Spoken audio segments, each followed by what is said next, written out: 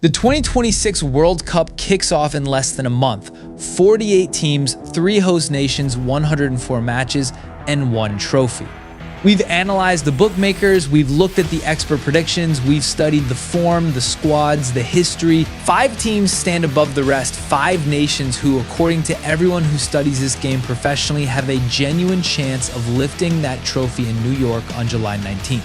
This is who they are. This is why, and this is the one question none of them can answer. Who actually handles the pressure when it matters most? Let's start with the defending champions. In Qatar, in 2022, Argentina produced one of the greatest World Cup campaigns ever seen. The final against France, 3-3 after extra time, won on penalties, is already considered one of the greatest matches in the tournament's history. And at the center of it all was Lionel Messi, 35 years old. Finally, after 4 previous attempts, a World Cup winner. The images of Messi holding that trophy are burned into football's memory forever. But this is 2026, and the question is not whether Argentina were great. They were. The question is whether they can do it again. Messi is 38 years old. He has not played a full competitive season since leaving PSG. His fitness, his form, his ability to influence a tournament at this level for 6 weeks, these are genuine question marks that even his most loyal supporters acknowledge. Angel Di Maria, the man who scored the opening goal in that Qatar final, has retired from international football. The squad that won in 2022 is older, slower, and less certain than it was, and yet the core remains extraordinary. Julian Alvarez, 24 years old, one of the best center forwards in Europe, is at the peak of his powers. Enzo Fernandez and Alexis McAllister form one of the most technically gifted midfield partnerships at this tournament. Rodrigo de Paul brings the energy and aggression that Argentina need in the middle of the pitch. Defensively, Christian Romero, when fit, is among the best center backs in the Premier League. Lisandro Martinez alongside him gives Argentina genuine defensive solidity that wasn't always there in Qatar. And coach Lionel Scaloni, he has won 2 Copa Americas and a World Cup. He is tactically flexible, calm under pressure, and crucially knows exactly how to manage Messi's minutes to keep him sharp for the moments that matter. As ESPN analyst Julian Lawrence put it, Argentina won't come in as favorites this time, but never ever count out a team with Messi in it when the knockout rounds arrive. No country has won back-to-back World Cups since Brazil in 1958 and 1962. The history is against them, but history also said Messi would never win a World Cup, and then he did. Argentina are 5th on this list. They would not be surprised if they ended up first. Brazil have won 5 World Cups, more than any other nation, and yet they haven't won one since 2002. 24 years of hurt for a country that treats football not as a sport, but as a national identity. This time, something is genuinely different. Carlo Ancelotti, the most decorated club manager in the history of European football, the man who has won the Champions League 5 times, took charge of Brazil in 2024. And immediately, the team started to look more organized, more defensively structured, more like a unit rather than a collection of brilliant individuals. Experts have taken notice. The Athletic's Dermot Corrigan wrote, Ancelotti has given Brazil something they've lacked for years, defensive discipline without sacrificing the attacking quality that makes them Brazil. In qualification, Brazil were impressive. 8 wins from 12 matches, finishing comfortably at the top of the CONMEBOL group. The performances weren't always pretty, but they were effective. And in tournament football, effective beats pretty. Now, the attack, because this is where Brazil make your eyes light up. Vinicius Junior, the Real Madrid winger, who on his best days is arguably the most dangerous attacker in world football. Explosive pace, terrifying skill, an ability to create something from nothing that very few players on the planet can match. If Vinicius finds his best form over 6 weeks in North America and the wide open spaces of American stadiums suit his style perfectly, Brazil become extremely difficult to stop. Rafinha provides the balance on the opposite flank. 12 goals for Barcelona last season, consistent, creative, and improving every year.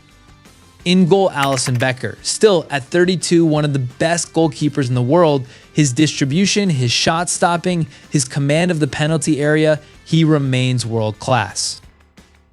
Defensively, and this is where the concern lies, Brazil are less certain. Gabriel of Arsenal and Eder Militao of Real Madrid are strong individually, but the wingback positions leave question marks.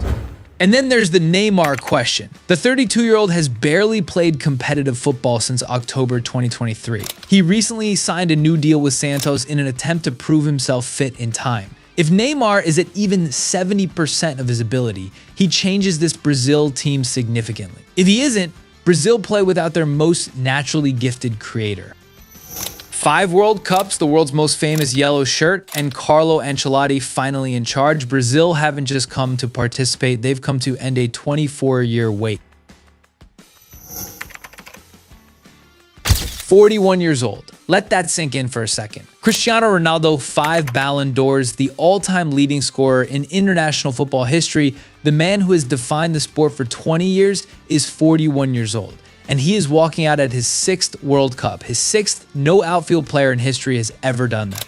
In a career of unimaginable achievement, Champions Leagues, league titles across 4 countries, records that may never be broken, there's one trophy that has always escaped him, the one that matters most, the World Cup. Portugal have never won it, not once. Their greatest moment came in 1966, Eusebio 3rd place, Wembley, 60 years ago, and the generation that followed has repeatedly arrived at tournaments with the squad to go all the way and repeatedly found a way to fall short. Qatar 2022. Quarterfinals beaten by Morocco. Euro 2024, quarterfinals beaten on penalties by France. But here's what makes 2026 different from every previous tournament. This Portugal squad is not built around Ronaldo anymore, and that paradoxically might be exactly what sets them free. As one analyst put it, the spine of this squad, Costa, Diaz, Cancelo, Nuno Mendes, Fernandes, Vitinha, Neves, Bernardo Silva, Leao, Ramos, would arguably be the strongest starting 11 at this tournament even if you removed Ronaldo entirely. Think about that. The most famous player in the history of the sport, and he might not even be the most important player in his own team. Bruno Fernandes, the Manchester United captain, who for years has been criminally underrated at international level. 30 assists in his last 40 matches for Portugal. The connector, the creator, the player who links Ronaldo's movement with the midfield engine behind him. João Neves, 20 years old, Monaco's central midfielder, described by coaches across Europe as potentially one of the best players of his generation. Technically exceptional, calm beyond his years. PSG's metronome, the player who controls tempo and makes Portugal's possession game function. Bernardo Silva, Manchester City's most consistent performer across a decade of dominance. And defensively, Ruben Dias remains one of the best center backs in world football. João Cancelo and Nuno Mendes give Portugal genuine width, and Diogo Costa in goal is young, commanding, and outstanding.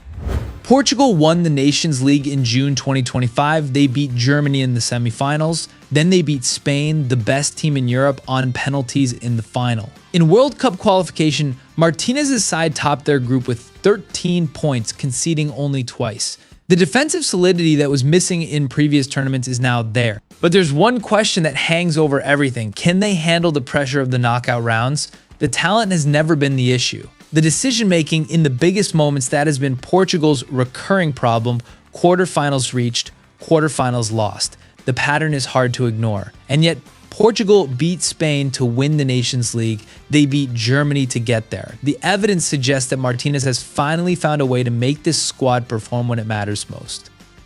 One more thing. In July 2025, Portugal in football lost Diogo Jota. The Liverpool forward, one of the most important players in the squad, passed away in a tragic car accident.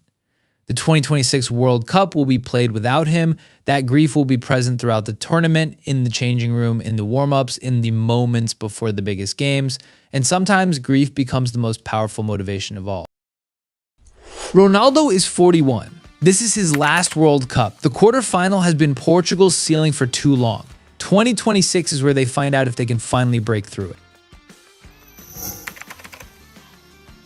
If you ask any football analyst right now which team plays the best football in the world, most of them will say Spain, and the numbers back them up. Spain won Euro 2024 without conceding more than 1 goal in any match en route to the final. They beat Croatia, Italy, Germany, and France, 4 of the best teams in Europe, to lift the trophy. And they did it playing football that made opponents look confused, disorganized, and helpless.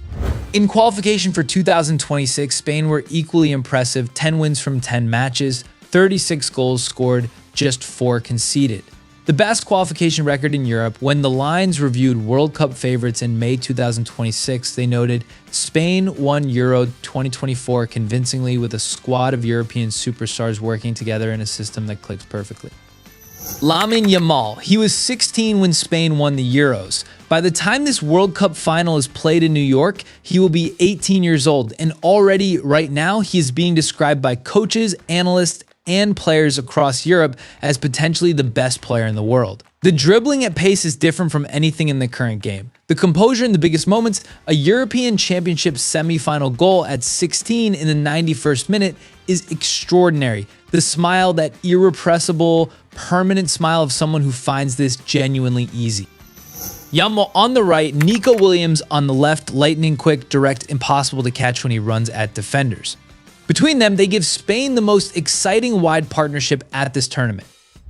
In midfield, the engine room, Rodri, the Manchester City defensive midfielder who won the Ballon d'Or in 2024, the player who controls games not through spectacular moments, but through complete positional perfection. When Rodri plays, Spain rarely lose. It is almost that simple. Alongside him, Pedri and Fabian Ruiz, the combination gives Spain technical quality, pressing intensity, and the ability to keep the ball for as long as they choose.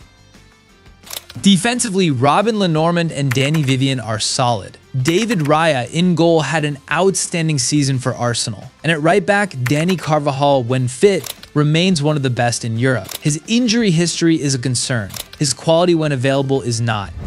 The one genuine question mark? The striker position. Spain consistently play without a traditional number 9. Their false 9 system creates confusion for opponents, but also means they rely on wide players and midfielders for goals. In a knockout tournament on a difficult night, that can be a vulnerability. But Spain haven't cared about vulnerabilities for 2 years. They've just kept winning. Can they back up the Euros with a World Cup? No Spanish team has ever won consecutive major tournaments. The history is against them. But Yamal is 18. Pedri is 22. Williams is 22. This Spain squad has years of dominance ahead of them. For now, they are the benchmark, the team everyone is trying to stop. Number 1, France, and when you look at their squad from top to bottom, it is genuinely difficult to argue. France have won the World Cup twice. In 1998 on home soil, a generation of Zidane, Henry, Desailly, and in 2018 in Russia, Mbappe, Griezmann, Pogba, a squad so deep that they could afford to not play their best football and still lift the trophy. In Qatar in 2022, France went all the way to the final. They were 3-2 up in extra time, seemingly on course to become the first back-to-back champions since Brazil 60 years earlier. And then Argentina came back. Mbappe scored a hat trick in a losing cause. France went home without the trophy, but with the knowledge that they were perhaps the second best team at the tournament and certainly the most exciting. Now, it is 2026, and France, according to bookmakers and analysts alike, are the most complete team in the world. As one analyst at RotoWire noted, France have the squad to win this tournament and the history to back it up. 2 World Cup titles, a final appearance in 2022, and a core that still revolves around Kylian Mbappe at his peak. Kylian Mbappe, 27 years old, Real Madrid's number 9, the top scorer in Real Madrid's history at a historically young age, the player who scored a hat-trick in a World Cup final at 23, and is still, by most measures, the most complete forward in world football. His pace is still unmatched. His finishing both feet inside and outside is clinical. His ability to create something from nothing in moments of high pressure is what separates him from almost everyone else on this planet. But it is France's depth that makes them truly terrifying. Ousmane Dembele, perhaps the most underrated attacker at this tournament. Last season with PSG, 14 goals, 17 assists, relentlessly direct, explosively quick, with a work rate that was previously considered his weakness and is now his strength. Michael Olise, the Bayern Munich winger who many experts consider to be France's wild card, the player whose best football at a major tournament could make France unstoppable. Elegant, left-footed, creative in tight areas. In midfield, Eduardo Camavinga and Adrien Rabiot give France physicality and technical quality. The defensive midfield position filled by Aurélien Tchouameni provides the base from which everything else is built. And defensively, Jules Koundé, one of the best right-backs in world football. Dayot Upamecano alongside William Saliba gives France a center-back pairing that on their best days is among the top 3 in this tournament. And Mike Maignan in goal 2 consecutive seasons as one of the best goalkeepers in Serie A, now considered among the top 5 in the world.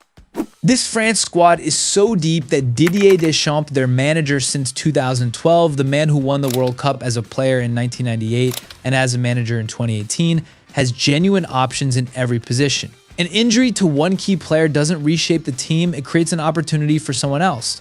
In qualification, France were solid if not spectacular.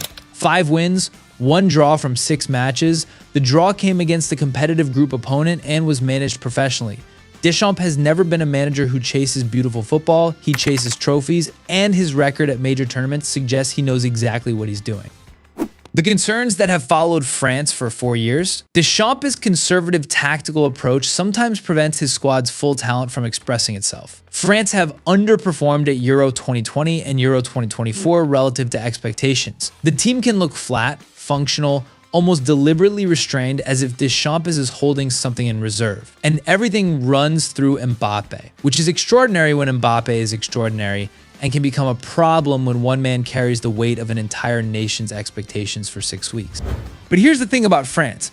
They don't need to be the most exciting team in the tournament. They don't need to win every match 3-0. They just need to be standing at the end. In 2018, they did exactly that. Bookmakers, analysts, football professionals across the world have looked at every squad in this tournament. They've considered the form, the depth, the history, the coaching, the key players, and they keep coming back to France. Number 1, plus 450, the favorites. Now all they have to do is prove it. 5 stories, 5 genuine reasons to believe. France, the most complete squad. Spain, the most exciting football. The 6th World Cup for the Portuguese legend. Brazil, Ancelotti and Vinicius. Argentina, Messi's last chance at redemption. The bookmakers have made their choice. The experts have given their analysis. But football has a habit of ignoring all of that. Which team do you think wins it? Drop your prediction in the comments and subscribe for more World Cup content as the tournament gets closer.